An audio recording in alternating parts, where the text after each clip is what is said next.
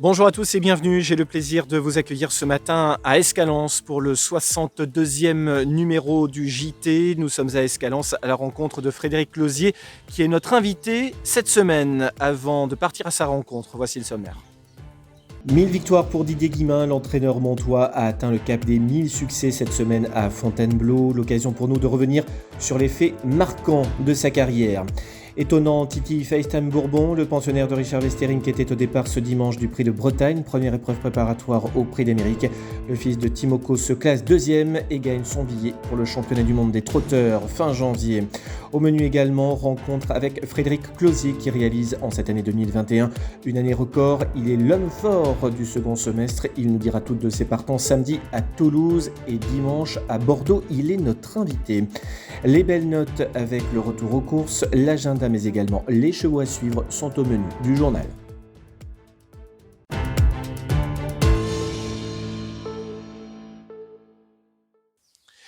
Et la une de l'actualité donc, la 1000e victoire de Didier Guillemin. L'entraîneur montois a remporté le quintet cette semaine à Fontainebleau et a atteint ce cap symbolique. Fontainebleau, le 18 novembre 2021, une date à marquer d'une pierre blanche pour Didier Guillemin.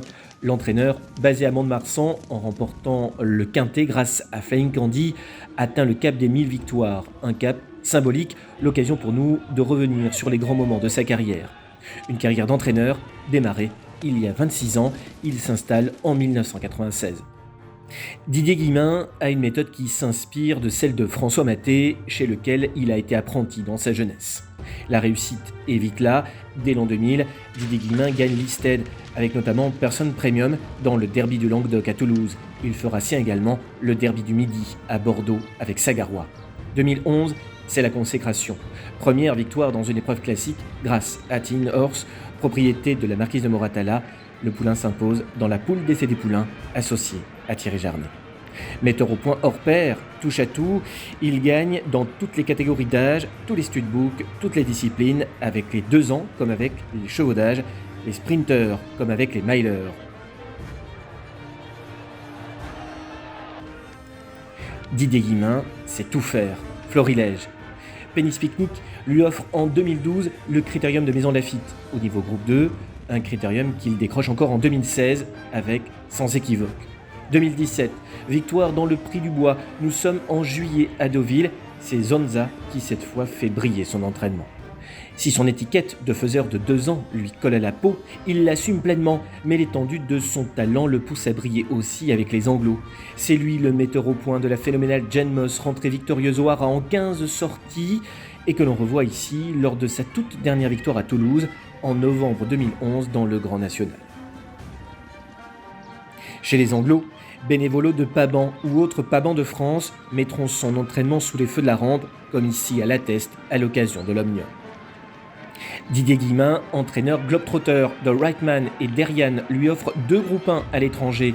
Le premier nommé s'impose en 2017 dans l'Alco Sprint et Derian, chez les pur sang arabes, s'impose dans la très importante Kagala Classic à Meydan, l'une des épreuves les plus prestigieuses au monde dans la catégorie des pur sang arabes. Ce dernier d'ailleurs devrait être revu en Italie sur l'hippodrome de Pise, puis ensuite en Arabie Saoudite et Meydan. Cette réussite, Didier Guillemin la doit aussi à 2 hommes, Cyril Estrampe et le premier jockey maison, Alexandre Gavilan. Un vrai travail d'équipe en somme.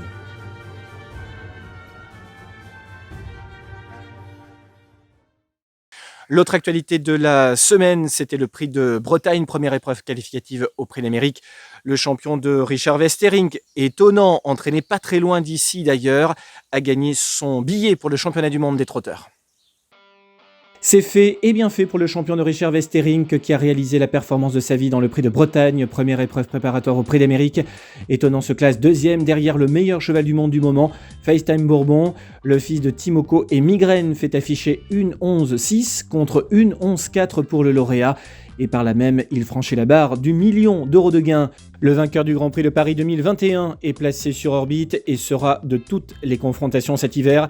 Il lui faudra toutefois croiser le fer avec FaceTime Bourbon durant tout le meeting, ce qui ne sera pas une sinécure, tant l'élève de Sébastien Garato semble intouchable.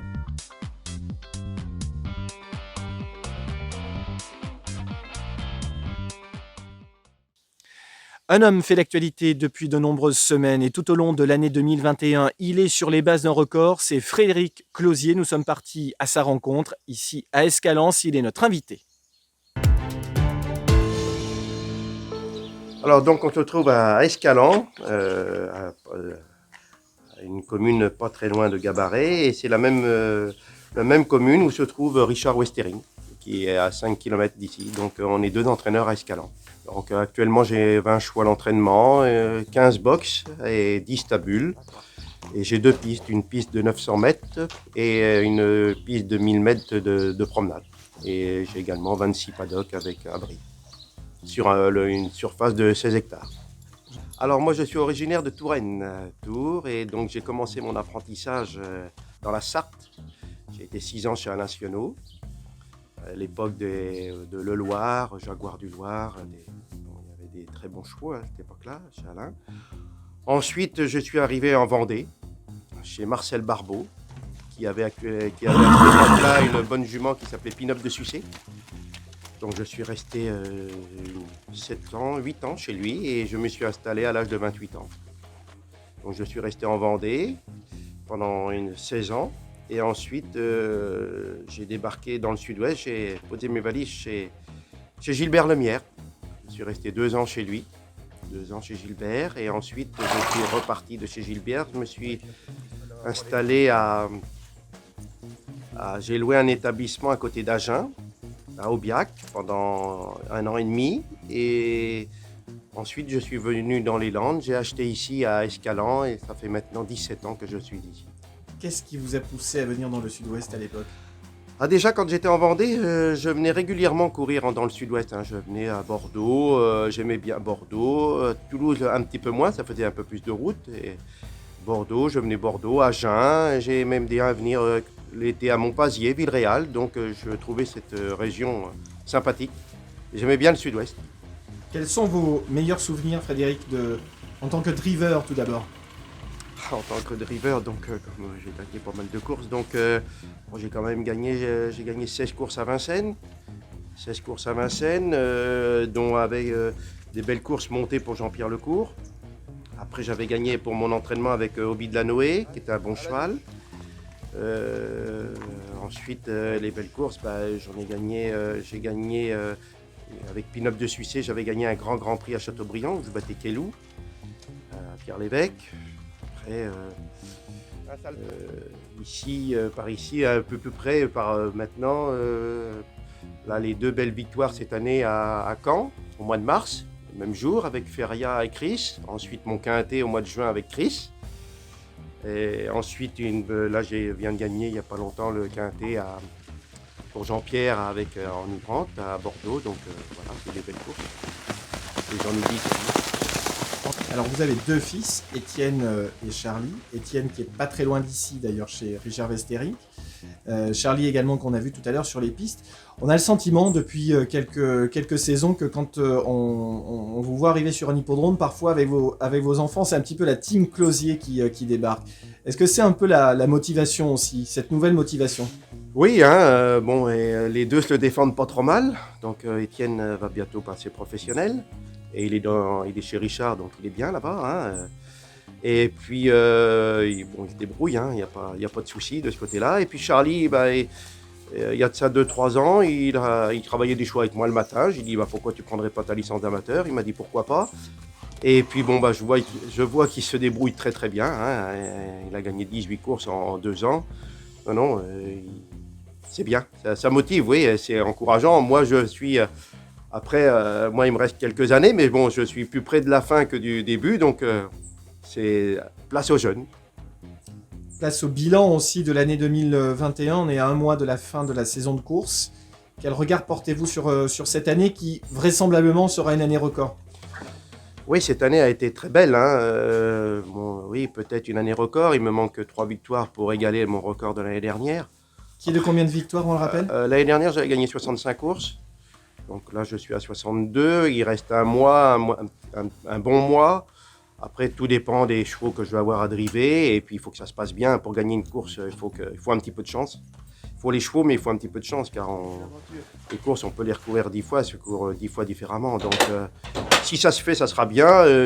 Si c'est pas le cas, c'est pas grave. Hein. Il faut pas non plus se dire courir absolument pour gagner parce que c'est là qu'on fait des bêtises. Donc si ça vient, ça sera bien.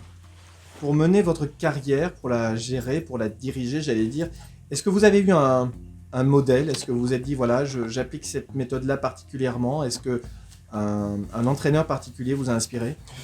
Non, non, non, non, j'ai pas pris le modèle sur quelqu'un. Après, quand j'essaye de pas faire trop mal aux chevaux, j'aime bien, j'écoute, quand je mène pour l'extérieur, j'écoute bien les entraîneurs et ils me disent comment driver leurs chevaux. Et si tout d'un coup ça ne va pas, je mène comme un entraîneur. Des courses, il y en a d'autres.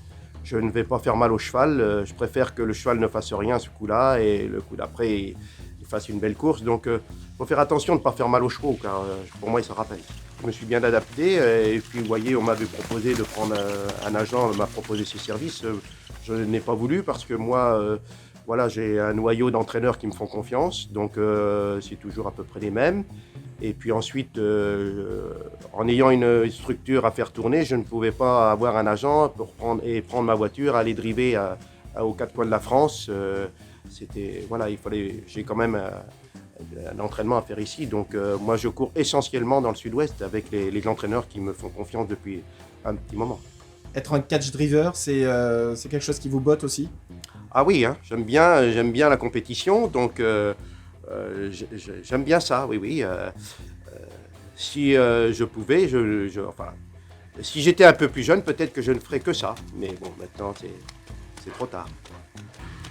Des rêves, essayer de toucher un bon cheval, un très bon cheval pour la fin de ma carrière. Mais bon, pour ça, il faut en passer pas mal. Donc, comme je vous dis, comme je ne fais pas de poulain, je fais beaucoup de récupération de chevaux ou des chevaux des gens m'envoient qui sont un petit peu plus limités là-haut et qui descendent par là. Mais bon, maintenant, le niveau par ici est très, très élevé. Donc, c'est pas plus facile dans le sud-ouest que là-haut. Donc, espérer toucher un bon cheval, oui, mais bon, pour ça, il faut en passer. Donc, je n'en passe pas assez, quoi. Vous êtes un homme heureux dans votre métier? Ah oui, tout à fait. J'aspire oui, je suis bien dans mon métier. Bon, j'arrive, comme je vous dis, tranquillement à la fin. Et bon, j'espère que ça ira comme ça jusqu'au bout.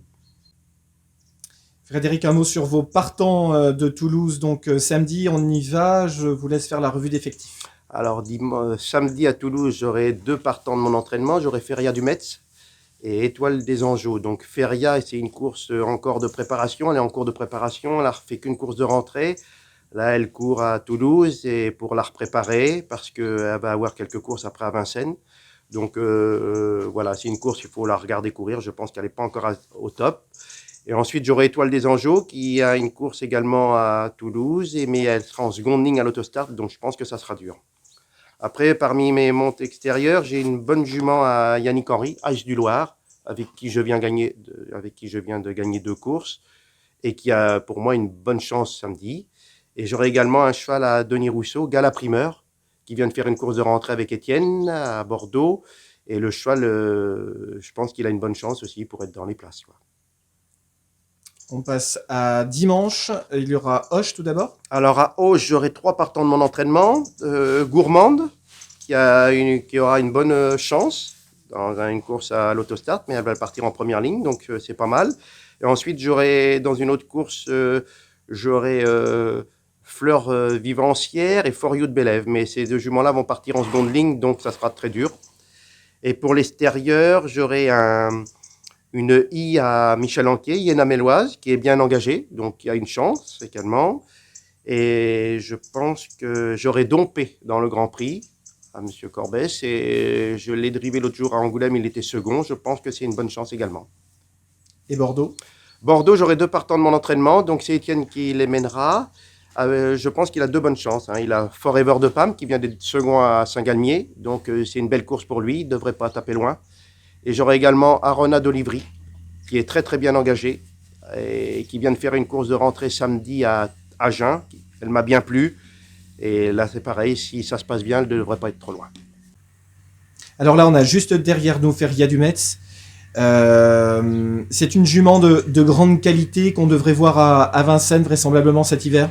Oui, je pense. Elle va aller direct. Enfin, là, elle va courir samedi à Toulouse et ensuite, elle aura plusieurs courses à sa disposition à Vincennes. Elle va avoir un bon programme, donc surtout avec des courses fermées avec des femelles. Donc je pense que si avec un bon parcours, elle a le droit de se distinguer à Vincennes, même de gagner une course, ça ne me surprendrait pas. Voici le retour aux courses dans la Fédé.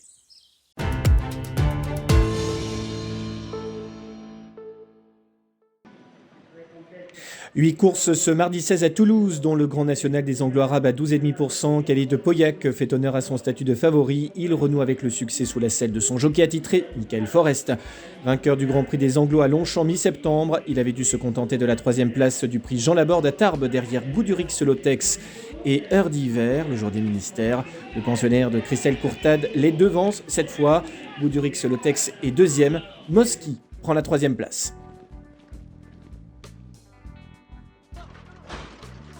Ce vendredi 19, Pau a organisé sa dernière réunion 100% plat avant le début du meeting d'hiver. Sur la PSF paloise, on a repéré pour vous Bouchera, lauréate d'une épreuve pour seule pouliche de 2 ans, sous la selle de Clément Méry. Deuxième le 30 octobre sur le même parcours, la 2 ans de Didier Guillemin ouvre son palmarès pour sa 4e sortie publique. Marito est une bonne 2e aux dépens de Almedia. Florida, bonne finisseuse et 4e, Didit avec Princesse Charline. 3 pouliches à suivre. Chez les poulains de 2 ans, cette fois, succès d'un fils de Nathaniel entraîné par François Rowe, son nom Jaffar. Pas de revanche à prendre puisqu'il débutait ce jour comme ses 2 poursuivants, Super Quartz et Empereur Maximus. Tirolo prend la 4e place, c'est une bonne note, tout comme Chalov. Ce samedi 20 à Agen, c'était le jour des finales des derbies des 3 ans, des 4 ans et des 5 ans. On vous en avait largement parlé la semaine dernière. On commence avec les 3 ans. Victoire de In the Spotlight dans cette finale, dans la réduction kilométrique de 1,14 Touron sur 2650 mètres. Le poulain devant son compagnon d'entraînement Ayolone. Ideal San Leandro, autre Westerink au départ de cette épreuve, se classe 4e, devancé par Irvine Griff, 3e. Chez les 4 ans, Hérodobello passe sous la barre des 14 et bat son propre record avec l'aide d'Anthony Honoré. Hérodobello signe sa 5e victoire en 22 courses. Il devance les 2 représentants de PM Monceau, Helios Della et Amiral Nelson, 2 poulains très réguliers. Petite déception en revanche avec Asparn Duhem et Jérôme Chavat, seulement 7e. Mais Jérôme Chavat qui se réhabilite chez les 5 ans. Vous aviez aimé ou adoré Generous Charm mi-octobre à Beaumont-de-Lomagne. Eh bien ce samedi, il a fait une nouvelle fois le spectacle. Calé dans le sillage de Guimauve d'Hanover, Generous Charm se décale de son sillage et met un uppercut au reste du peloton. Réduction kilométrique 1,14,5. Jérôme Chavat nous a dit la semaine dernière ne pas vouloir brûler les étapes avec lui. Mais Generous Charm est un poulain de grande qualité. Il pourrait devenir sous peu la nouvelle pépite du Sud-Ouest. Enfin, dans le Grand Prix d'Agen, victoire de Farandole Palba avec Maxime Grasset. Réduction kilométrique 1,14,2. Espoir du Drô est 2e, c'est la régularité même. Escudera complète le podium. Le professionnel Lot-et-Garonnais vous avait conseillé de suivre la jument la semaine dernière et grâce à Jérôme Chavat, nous vous avons donc donné 2 gagnants pour cette réunion à Genèse. Un grand merci à ces 2 professionnels. 24 heures plus tard, Agen, toujours dans le prix Daniel Fleury, victoire de Gordon Quick qui fait briller la casaque et l'entraînement toulousain de Jonathan Bordenave. C'est Nils Pacha qui mène à la victoire ce fils d'Orlando Vici. Green Pop est 2e aux dépens de Give Me Glam. Enfin, Bordeaux ce dimanche 21, jour de Grand Steeplechase de Bordeaux, une édition 2021 marquée par la disparition du champion So French. Double vainqueur du Grand Steeplechase de Paris en 2016 et 2017, il avait également épinglé le prix Maurice Gillois en 2015, le prix Murat en 2017, avant son 2e sacre sur la butte Mortemart. Une chute dans le prix La Haye-Jousselin en 2017 devait casser une machine que l'on croyait indestructible. So French ne parviendra plus à recouvrer son niveau. Salut champion. Sur le plan purement sportif, victoire de Pauline, un élève de François Nicole, monté par Lucas Giuliani. Starco est 2e devant Desmonts de Fleurs.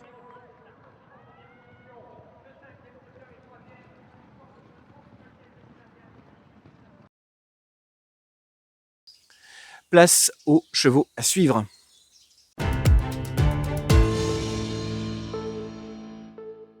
Pour ce qui concerne les chevaux de plat, voici donc les chevaux à suivre absolument dans les prochaines semaines et notamment sur la PSF paloise. Vous pouvez suivre Almedia, Florida, Princesse Charline pour la jeune génération et dans les courses handicap Super Quartz, Empereur Maximus, Tirolo ou encore Chalov. Et du côté des trotteurs, la réunion de ce samedi sur l'hippodrome d'Agen a été riche d'enseignements. Vous pouvez suivre Helios Della et Amiral Nelson, très réguliers. Generous Charm qui va sans doute s'illustrer à un meilleur niveau. Farandole di Palba, toujours aussi régulière. Elle aussi va sans doute retourner à Vincennes durant l'hiver. Sans oublier Espoir du Drô. Voici maintenant l'agenda de la semaine.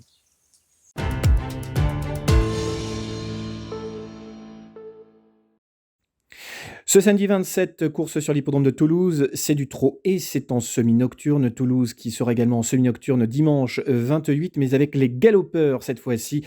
Les galopeurs que l'on retrouvera également à Agen. Réunion au trot sur l'hippodrome de Bordeaux et exceptionnellement à Auch en ce dimanche 28. Auch qui accueille les courses de Gramma qui n'avaient pu avoir lieu cet été. L'hippodrome de Gramma que vous retrouverez l'année prochaine en 2022. Comme de coutume, le premier dimanche et le premier lundi du mois d'août.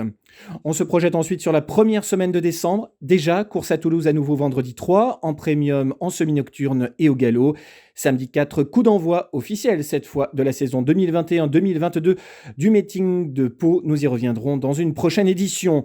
Dimanche 5, course au trot à Bordeaux ainsi que Grenade. Voilà pour l'essentiel de l'actualité. On se retrouve la semaine prochaine pour un nouveau journal qui sera axé sur la finale du GCSO, la finale également du challenge Henri Menot, ce sera sur l'hippodrome de Bordeaux. Nous vous proposerons également un dossier spécial, meeting de Pau. Ça démarre samedi prochain. Excellente semaine, salut.